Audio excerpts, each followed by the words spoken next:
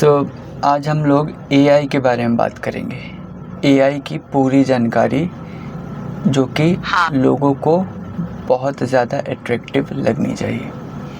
हम एआई के बेसिक से शुरू करेंगे, फिर उसके अलग अलग इस्तेमाल जैसे मशीन लर्निंग, डीप लर्निंग और उसके भविष्य के प्रभावों पर भी बात करेंगे। पहले तो एआई की हिस्ट्री के बारे में जानेंगे कि एआई का सफ़र कहाँ से स्टार्ट हुआ, किसने किया और इसके पीछे क्या थिंकिंग थी। एआई की हिस्ट्री का सफ़र 1950 के दशक से शुरू होता है, जब एलन ट्यूरिंग जैसे दिमागों ने यह सोचा कि क्या मशीनें सोच सकती हैं। धीरे धीरे 1956 में हार्वर्ड डार्टमाउथ कॉन्फ्रेंस ने इसे एक फील्ड के रूप में औपचारिक रूप दिया और तब से यह तेज़ी से विकसित हुआ। और उसके बाद फिर क्या हुआ?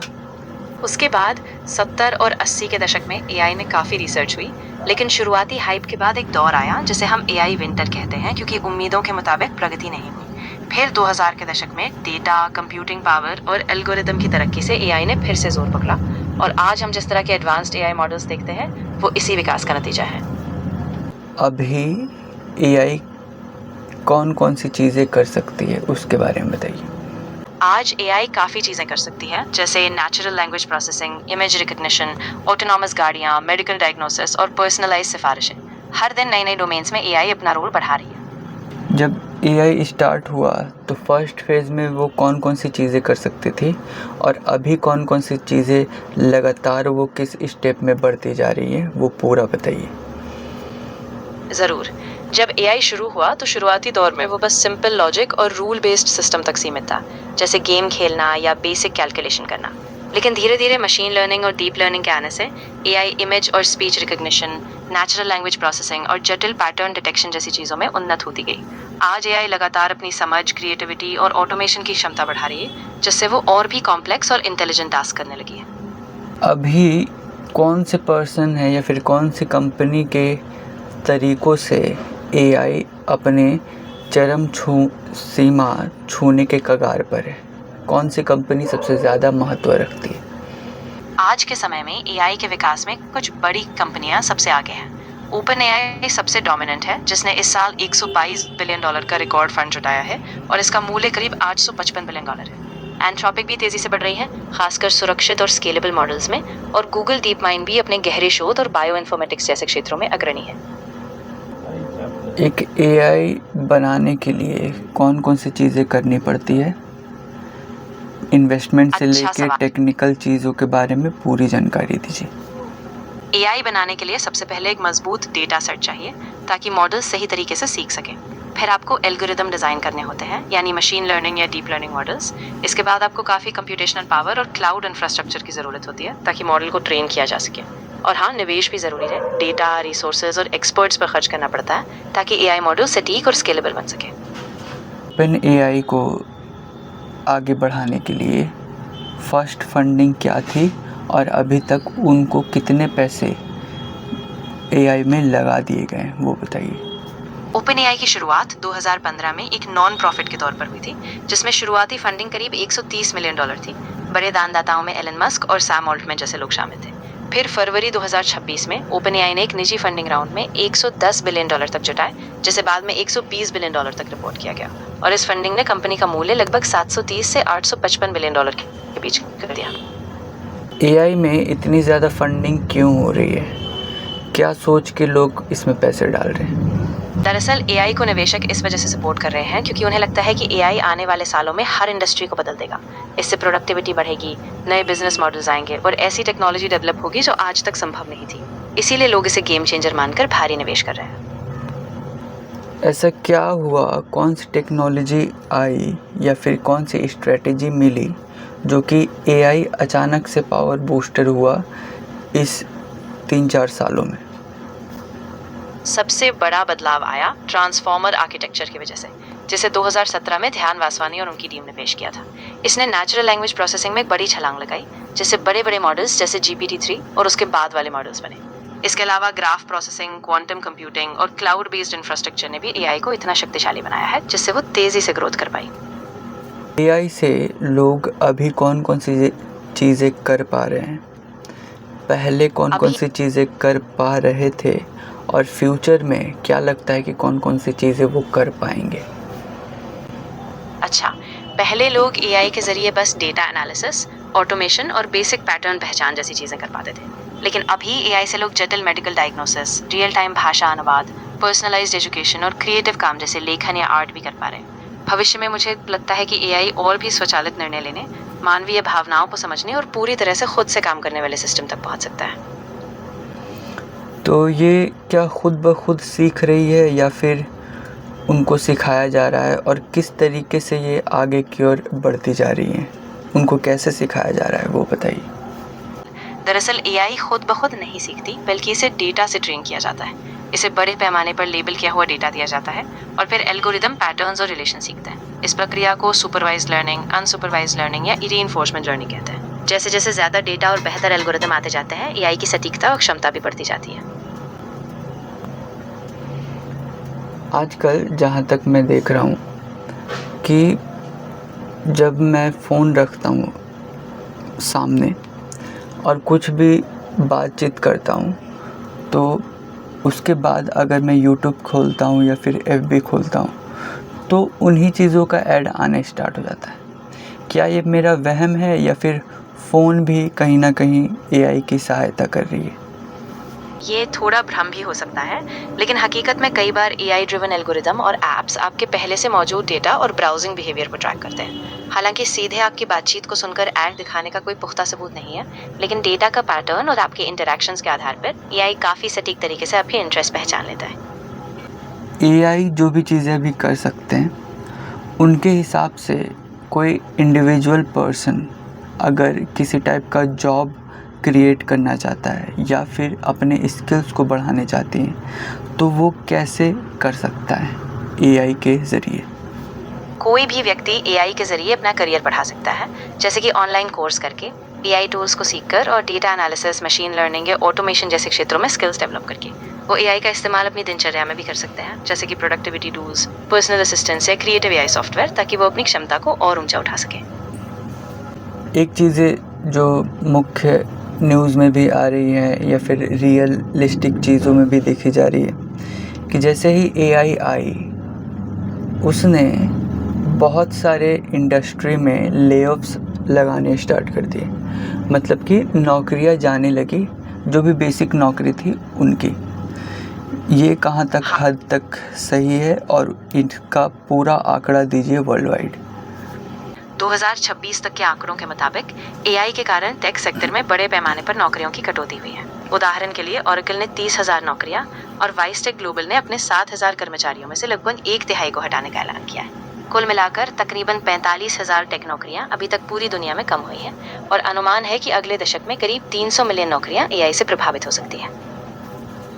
ये जो टेक नौकरियां थी, ये किस लेवल की नौकरियां थी जिसमें से ज़्यादातर लोगों को निकाला गया? 2026 की शुरुआत में दुनिया भर में तकरीबन 45,000 टेक नौकरियों की कटौती हुई है, जिनमें ज्यादातर सफेद पोश टेक भूमिकाएं शामिल थी, जैसे mid level engineer, program manager और आर्किटेक्ट्स। करीब 20% यानी लगभग 9,200 नौकरियों को सीधे एआई या ऑटोमेशन से जोड़कर बताया गया है, और टेक कंपनियों में दोबारा ढांचागत बदलाव भी एक बड़ी वजह मानी। कहीं ना कहीं एआई ने बहुत सारी नौकरियों को आसान कर दिया। मतलब कि जो लोग के लिए, जो जॉब के लिए 40 लोग या 50 लोग की ज़रूरत पड़ती थी, अब वो 2-3 लोग ही आसानी से कर पाते हैं। एआई बहुत ज़्यादा शार्प हो चुका है, एआई बहुत ज़्यादा स्पीड हो चुका है। आप इस पे क्या बताना चाहेंगे, और उदाहरण के तौर पर समझाइए। बिल्कुल, तो सही कह रहे हो। उदाहरण के लिए पहले डेटा एनालिसिस के लिए पूरा एक बड़ा टीम चाहिए होती थी, लेकिन अब एआई टूल्स एक छोटे से टीम द्वारा ही बड़ी मात्रा में डेटा प्रोसेस कर लेते हैं। इसी तरह ग्राहक सेवा में भी पहले कई एजेंट्स चाहिए होते थे, लेकिन अब एआई चैटबॉट्स और वॉइस असिस्टेंट्स एक ही बार में हजारों सवालों का जवाब दे देते हैं। इस तरह एआई ने काम की स्पीड और एफिशिएंसी दोनों बढ़ा दी है, लेकिन हाँ, मानव रोल भी बदल रहे हैं और नए स्किल्स की ज़रूरत पड़ रही है। जब मैंने देखा कि जब कंप्यूटर का दौर आ रहा था, तो लोग कंप्यूटर सीखना नहीं चाहते थे, लेकिन आजकल क्या था कि कंप्यूटर्स ज़्यादा से ज़्यादा नौकरियां प्रोड्यूस कर रही हैं। क्या एआई भी उसी तरीके से प्रोड्यूस करेगी, और एआई में कौन कौन से स्किल्स ऐड किए जा सकते हैं, और लोगों को कौन कौन से जॉब की तैयारी की जानी चाहिए एआई में, वो बताइए। एआई भी वही असर दिखा सकते हैं जो कंप्यूटर ने दिखाया था। आने वाले समय में data science, machine learning, AI model development और ऑटोमेशन मैनेजमेंट जैसी स्किल्स बहुत ज़रूरी होंगी। लोग प्रोग्रामिंग, डेटा विश्लेषण, क्रिटिकल थिंकिंग और एथिकल एआई जैसे क्षेत्रों में खुद को तैयार करें ताकि वो नए एआई ड्रिवन जॉब्स का हिस्सा बन सकें। एग्जाम्पल दीजिए अभी के बहुत सारे जॉब का लिस्ट देकर। आज की स्थिति में कुछ प्रमुख एआई संबंधित नौकरियों की मांग बढ़ रही है, जैसे machine learning engineer, data engineer, prompt engineer और एआई प्रोडक्ट आर्किटेक्ट। इन भूमिकाओं के लिए स्किल्स जैसे prompt engineering, deep learning, ML ops और एआई एथिक्स की भारी मांग है और इन्हें सीखने से लोग अपने करियर में मजबूती ला सकते हैं। अगर कोई 12th पास है या फिर ग्रेजुएशन किया हुआ है, मैंने देखा हुआ है कि आईआईटी के जो सेक्टर हैं उनमें से ज़्यादा लोगों की नौकरी लग रही है एआई बेस पर। तो क्या ये हो सकता है कि 12th पास और ग्रेजुएशन वाले भी इनमें आ सकें? हाँ, बिल्कुल संभव है। भले ही आईआईटीज़ में ज़्यादातर लोग एडवांस्ड इंजीनियरिंग या कंप्यूटर साइंस से आते हैं, लेकिन आजकल कई ऑनलाइन प्रोग्राम्स और वर्कशॉप्स हैं जो बेसिक से लेकर एडवांस तक एआई सिखाती है। अगर कोई व्यक्ति 12th या ग्रेजुएशन के बाद सही दिशा में स्किल्स डेवलप करे तो वो भी एआई बेस्ड जॉब्स में मौका पा सकते हैं। लगातार प्रैक्टिस और सही गाइडेंस से ये संभव है। आजकल लोग बहुत ज़्यादा डर रहे हैं एआई को लेकर, क्योंकि एआई इतने कम टाइम में इतना ज़्यादा लर्निंग कर चुका है कि वो अपने आप को बहुत ज़्यादा एडवांस बना चुका है। लोग सोच रहे हैं कि फ्यूचर में क्या हो सकता है, इसके कौन कौन से कॉन्सिक्वेंसेस हो सकते हैं। वो पूरा एक लिस्ट दीजिए, संभावनाएं दीजिए और उससे कैसे बचा जा सके। उन्नत एआई वाकई बहुत संभावनाएं लेकर आता है, लेकिन इसके साथ कुछ गंभीर जोखिम भी हैं, जैसे कि नौकरी में बाधा और असमानता, फैसलों में पक्षपात, गोपनीयता का खतरा और यहाँ तक कि नियंत्रण से बाहर जाने जैसे मुद्दे। इनसे निपटने के लिए विशेषज्ञों का कहना है कि इंसानी निगरानी, स्पष्ट उद्देश्यों, नियामकीय सुरक्षा मानकों और व्यापक सामाजिक जागरूकता की जरूरत है ताकि एआई का फायदा सभी को मिले और इसके जोखिम भी नियंत्रित रहे। तो ये एक सोचने की बात है कि एक मशीन जिसका इंटेलिजेंस बहुत हाई है एक ह्यूमन से, तो अगर वो बेकाबू हो जाती है तो दुनिया के जितने भी मशीन है या फिर कंप्यूटर्स हैं उसको वो अपने अंडर ले सकती है। ये सभी चीज़ें बताइए। यही वजह है कि विशेषज्ञ बहुत सतर्क हैं। अगर एक बहुत उन्नत एआई नियंत्रण से बाहर हो जाए तो वो बाकी की सारी मशीनों और नेटवर्क्स पर भी अपना प्रभुत्व बना सकती है। इसीलिए इस तरह की टेक्नोलॉजी को हमेशा कठोर सुरक्षा, इंसानी नियंत्रण और नैतिक दिशा निर्देशों के साथ विकसित करना जरूरी है ताकि हम ऐसी परिस्थितियों से बच सकें। तो कोई ऐसा अभी एग्जाम्पल दिखाई जा रही है क्या कि ऐसा कुछ हुआ है? हाल ही में कुछ घटनाएं सामने आई हैं जिनमें एआई नियंत्रण से बाहर होने के संकेत दिखे। उदाहरण के लिए चीन के वुहान में बाइडू के रोबो टैक्सी सिस्टम ने सड़कों पर 100 से ज्यादा गाड़ियां अचानक रोक दी, जिससे यात्री खतरे में फंस गए। एक और मामला ये था कि एंथ्रोपिक के क्लोड एआई ने शटडाउन कमांड को मानने से इनकार कर दिया। और एक दुखद घटना में एक यूजर की आत्महत्या एआई चैटबॉट से प्रभावित थी। ये घटनाएं दिखाती हैं कि एआई के फैसले हमेशा भरोसेमंद नहीं होते और इसलिए मानवीय निगरानी और सुरक्षा बहुत जरूरी है। तो थोड़ा फ्यूचर देखते हैं। एआई के साथ हम लोग मिलकर कौन कौन सी ऐसी चीज़ें कर सकते हैं जो कि सिर्फ ह्यूमन अगर करते तो वो लगभग इम्पॉसिबल होता। हाँ, बिल्कुल। एआई के साथ हम बहुत बड़े डेटा सेट्स का विश्लेषण कर सकते हैं जिनमें पैटर्न्स और ट्रेंड्स इंसानों के लिए नज़रअंदाज हो जाते हैं। हम रियल टाइम में ग्लोबल क्लाइमेट मॉडल्स बना सकते हैं, जीनोमिक्स में नई दवाएं खोज सकते हैं या फिर स्वास्थ्य क्षेत्र में हर मरीज के लिए पर्सनलाइज्ड ट्रीटमेंट डिजाइन कर सकते हैं। इस तरह एआई हमारे सोचने, समाधान करने और समस्याओं को हल करने की क्षमता को बेमिसाल बना रहा है। अभी एक कंप्यूटर की बात चल रही है और वो बहुत ज़्यादा चर्चा में है, जो है क्वांटम कंप्यूटर। इसको अगर एआई के साथ मिक्स कर देते हैं तो वो सभी चीज़ें क्या क्या करी जा सकती हैं वो बताइए। अगर हम क्वांटम कंप्यूटिंग को एआई के साथ जोड़ते हैं तो हम बहुत ही जटिल समस्याओं को हल कर पाएंगे। उदाहरण के लिए हम नई दवाओं का डिजाइन बेहद तेजी से कर सकेंगे, क्लाइमेट मॉडल्स और ऑटोमेशन में क्रांति आएगी और सुरक्षा एल्गोरिदम बहुत तेज और जटिल बन सकेंगे। इससे डेटा एनालिसिस, ऑप्टिमाइजेशन और भविष्य की भविष्यवाणी भी कहीं ज्यादा सटीक और प्रभावी हो पाएगी। क्वांटम कंप्यूटर क्या करता है, वो क्या है, कैसे उसका निर्माण हुआ, क्या सोच थी, वो पूरा बताइए। क्वांटम कंप्यूटर एक ऐसा कंप्यूटर है जो क्वांटम मैकेनिक्स के सिद्धांतों का इस्तेमाल करता है। यानी ये बिट्स की जगह क्यूबिट्स का इस्तेमाल करता है जो एक साथ कई अवस्थाओं में रह सकते हैं। इसका निर्माण 1980 के दशक में शुरू हुआ था, जब वैज्ञानिकों ने सोचा कि अगर हम क्वांटम गुणों का उपयोग करें तो हम कुछ ऐसी गणनाएं कर पाएंगे जो क्लासिकल कंप्यूटर के लिए असंभव थी। अभी ये शुरुआती स्टेज में है, लेकिन उम्मीद है कि आने वाले दशकों में ये क्रांतिकारी बदलाव ला सके। अभी अगर वर्ल्ड की तुलना करें और वर्ल्ड के बेस्ट लोगों की तुलना करें जो कि स्किल बेस पर हैं, तो वो लोग कौन कौन सी चीज़ें अपने स्किल में जोड़ रहे हैं जो कि एआई की सहायता से हो रही है, उसका उदाहरण दीजिए अलग अलग कंट्रीज़ में। अलग अलग देशों ने 2026 तक एआई में अलग अलग स्किल्स और इनोवेशंस में प्रगति की है। अमेरिका सबसे आगे है, जहां बड़े डेटा मॉडल और हाइपर स्केल इंफ्रास्ट्रक्चर में निवेश है, जबकि चीन मॉडल स्केल अप और हार्डवेयर पर फोकस कर रहा है। सिंगापुर एआई गवर्नेंस और क्लाउड इंफ्रास्ट्रक्चर में आगे है, और भारत में प्रतिभा अच्छी है, लेकिन इंफ्रास्ट्रक्चर और गवर्नेंस में सुधार की जरूरत है। भारत की बात करते हैं कि भारत में एआई के विज़न में कौन से काम किए जा रहे हैं, एआई के लिए सोच कहाँ तक है और वो एआई से क्या करने जा रहे हैं, वो पूरा बताइए। भारत ने एआई में एक बड़ा कदम उठाया है, जहां उसने 2024 में इंडिया एआई मिशन शुरू किया, जो राष्ट्रीय कंप्यूट और स्वदेशी मॉडल विकसित कर रहा है। फरवरी 2026 में भारत ने इंडिया एआई इम्पैक्ट समिट आयोजित किया, जिसमें वैश्विक साझेदार आए। उन्होंने MANAV नामक एक मानव केंद्रित एआई दृष्टिकोण पेश किया। साथ ही भारत में स्किल डेवलपमेंट, जैसे कि स्कूलों में एआई पाठ्यक्रम और क्षेत्रीय कृषि और स्वास्थ्य में एआई के उपयोग पर जोर दिया जा रहा है। तो एआई हमारे रोज़मर्रा के जीवन में कैसे सुविधाजनक है और वो कैसे बदल सकता है हम लोगों के रोज़मर्रा के ज़िंदगी को? एआई हमारे रोजमर्रा के जीवन में बहुत सारी सहूलतें ला रहा है।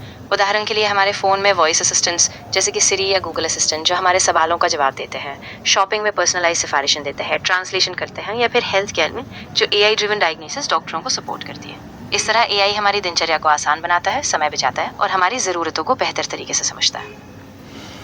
आजकल मैं देख रहा हूँ कि जितने भी पहले ज्ञान की बातें होती थी, कोई भी क्वेश्चन अगर पूछा जाता था तो कहीं पे उसका आंसर सटीक नहीं मिलती थी।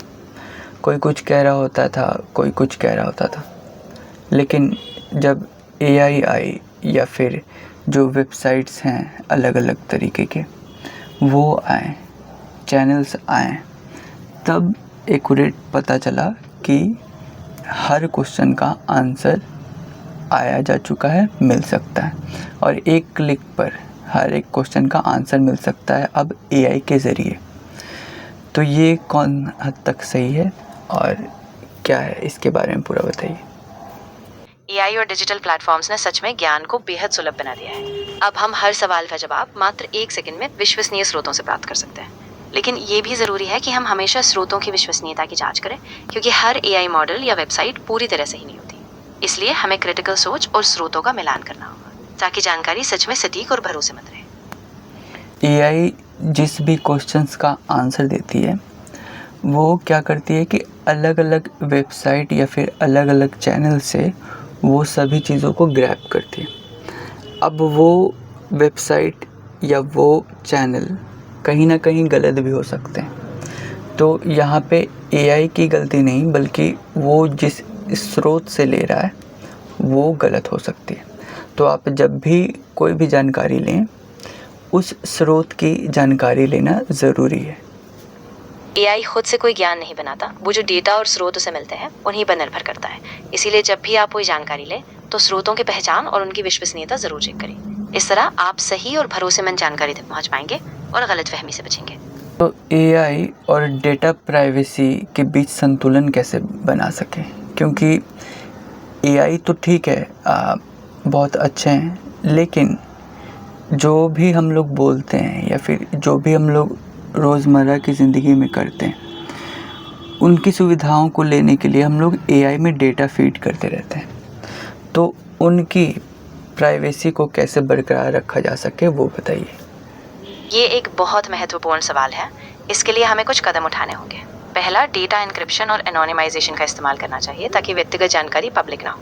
दूसरा, यूजर्स को स्पष्ट और आसान कंट्रोल देना होगा कि उनका डेटा कैसे कैसे इस्तेमाल हो रहा है। तीसरा, सख्त नियमन और नीति बनाई जाए ताकि कंपनियों को डेटा सुरक्षा का पालन करना पड़े। इस तरह हम एआई की सुविधा का फायदा भी उठा पाएंगे और साथ ही हमारी प्राइवेसी भी सुरक्षित रहेगी। एक न्यूज़ मैंने सुना था कि एआई के शायद बनाने वाले थे या फिर उनके इन्वॉल्व हुए एक पर्सन थे जिन्होंने रिज़ाइन कर दिया था और बोला था कि एआई फ्यूचर में बहुत बड़ा ख़तरा बन सकता है। ऐसा कोई न्यूज़ है क्या एक पर्सन के मुताबिक? हाल ही में एंथ्रोपिक एआई कंपनी के सुरक्षा प्रमुख मृणांक शर्मा ने इस्तीफा दिया और कहा कि दुनिया खतरे में है क्योंकि एआई अब ज्यादा स्वतंत्र हो रही है जिसका मानव नियंत्रण कम होता जा रहा है। इसी तरह इलॉन मस्क की XAI कंपनी से भी दर्जनों सीनियर रिसर्चर्स ने इस्तीफा दिया, जिससे संकेत मिला कि एआई विकास अब सिर्फ टेक्नोलॉजी नहीं बल्कि समाज के बुनियादी ढांचे पर भी असर डाल रहा है। गवर्नमेंट तो अपनी जो भी स्टेप्स है वो उठाएगी, कंपनीज भी अपने स्टेप्स उठाएंगे, लेकिन लोगों को कौन कौन से स्टेप्स का पालन करना चाहिए जिससे कि वो लोग सुरक्षित बन सके? लोग भी कुछ ज़रूरी कदम उठा सकते हैं, जैसे वो हमेशा अपनी निजी जानकारी साझा करने से पहले सोचें, मजबूत पासवर्ड और 2 कारक प्रमाणीकरण का इस्तेमाल करें और किसी भी एआई टूल या ऐप पर अपनी सहमति देने से पहले उसकी नीति और सुरक्षा मानकों को पढ़ें। साथ ही भरोसेमंद स्रोतों का इस्तेमाल करें और अगर कोई अनजाना या संदिग्ध एआई टूल लगे तो उसका इस्तेमाल करने से बचें। आजकल हम लोग कोई भी फ़ोटो या फिर कोई भी प्रॉम्प्ट डाल के कोई ना कोई वीडियो बना सकते हैं और इसका कहीं ना कहीं गलत मिसयूज़ भी हो रहा है। इसके बारे में आप क्या बताना चाहेंगे? ये वाकई एक बड़ी चिंता का विषय है। एआई का इस्तेमाल करके अब कोई भी फोटो या टेक्स्ट से वीडियो या इमेज बेहद रियलिस्टिक तरीके से बना सकता है और इसका दुरुपयोग भी हो रहा है, जैसे फर्जी खबरें फैलाना व किसी की छवि का गलत इस्तेमाल। इसीलिए हमें मजबूत नैतिक दिशा निर्देश, सत्यापन के टूल्स और कानूनी उपाय अपनाने होंगे ताकि हम इस तरह के दुरुपयोग को रोक सके और एआई का इस्तेमाल सही और सुरक्षित तरीके से हो। पहले जब सोशल मीडिया निकली थी, चाहे वो फेसबुक हो या फिर व्हाट्सएप हो या फिर इंस्टाग्राम हो, कोई भी, उसमें क्या होता था कि डीपी नहीं लगाई जाती थी। बहुत लोग डीपी नहीं लगाते थे, बहुत लोग प्राइवेसी करके रखे हुए थे। क्यों? क्योंकि उनको अपने डेटा के पीछे ख़तरा मौजूद लग रही थी। लेकिन अभी वही लोग एआई पे अलग अलग फ़ोटो पोस्ट करके अपने इमेजेस को वीडियो में कन्वर्ट कर रहे हैं, आगे बढ़ा रहे हैं। इसमें कितनी हद तक वो सही हैं और प्राइवेसी इसमें कहाँ तक जाएगी? ये एक बड़ा विरोधाभास है। पहले लोग प्राइवेसी की चिंता से अपनी पहचान छिपाते थे, लेकिन आज एआई टूल्स इतने आसान हो गए हैं कि लोग जानकर या बिना सोचे समझे अपनी तस्वीरें और डाटा साझा कर रहे हैं। ये सही नहीं है क्योंकि इसी वजह से गलत इस्तेमाल, पहचान की चोरी और फर्जी कंटेंट बनना आसान हो जाता है। लोगों को ये समझना होगा कि उन्हें अपने डेटा और पहचान की सुरक्षा के लिए और सावधानी बरतनी पड़ेगी ताकि प्राइवेसी बनी रहे और एआई का गलत इस्तेमाल ना हो। जहाँ तक पहले लोग सोच भी नहीं सकते थे, आज वहाँ तक एआई उस चीज़ को एग्जीक्यूट कर दे रहा है। आप अलग अलग उदाहरण दीजिए, अच्छे उदाहरण और बुरे उदाहरण दोनों को दीजिए और समाज में कौन सी सीख होनी चाहिए वो भी बताइए। एआई ने समाज पर बड़ा असर डाला है। जहां सकारात्मक उदाहरणों में स्वास्थ्य सेवाओं में सुधार, शिक्षा में पर्सनलाइजेशन और वैश्विक समस्याओं के समाधान शामिल है, वहीं नकारात्मक उदाहरणों में नौकरियों पर असर, एआई में पक्षपात और गोपनीयता का खतरा सामने आया है। समाज को सीख ये होनी चाहिए कि एआई सिर्फ एक उपकरण है और इसे सही दिशा, मानव निगरानी और नैतिकता के साथ इस्तेमाल किया जाए। यानी कि अगर मानव सही है तो एआई भी फ्यूचर में सही ही होगी, लेकिन मानव के ज़रिए से अगर कुछ गलत चीज़ें हुई तो एआई भी अपने आपा खोएगी और एआई भी कहीं ना कहीं गलत स्टेप उठा सकती है। एआई में जो दिशा होगी वो हमारे द्वारा दी गई निर्देशों और मूल्यों पर निर्भर करती है। अगर इंसान सही दिशा में एआई को गाइड करे तो एआई का प्रभाव सकारात्मक होगा, लेकिन अगर इंसान गलत लक्ष्यों या दुरुपयोग की तरफ एआई को मोड़े तो एआई भी वही गलत कदम उठा सकती है।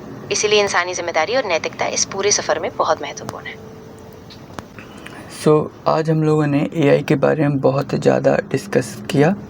बेसिक ही चीज़ें थी, लेकिन हम लोगों ने जाना कि एआई क्या होता है, कौन कौन सी चीज़ें वो एआई कर सकता है, कौन कौन सी चीज़ें अच्छी कर सकता है, कौन कौन सी चीज़ें बुरी कर सकता है, और भी छोटे मोटे चीज़ों को हम लोगों ने जाना।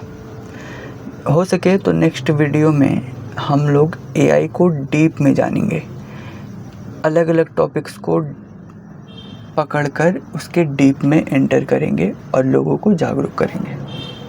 आज हमने एक अच्छा बेस बनाया है और अगली बार हम एआई के अलग अलग पहलुओं को डीप में समझेंगे, जैसे कि deep learning, natural language processing और एआई का नैतिक इस्तेमाल। इससे लोग और जागरूक होंगे और एआई को सही तरीके से समझ पाएंगे।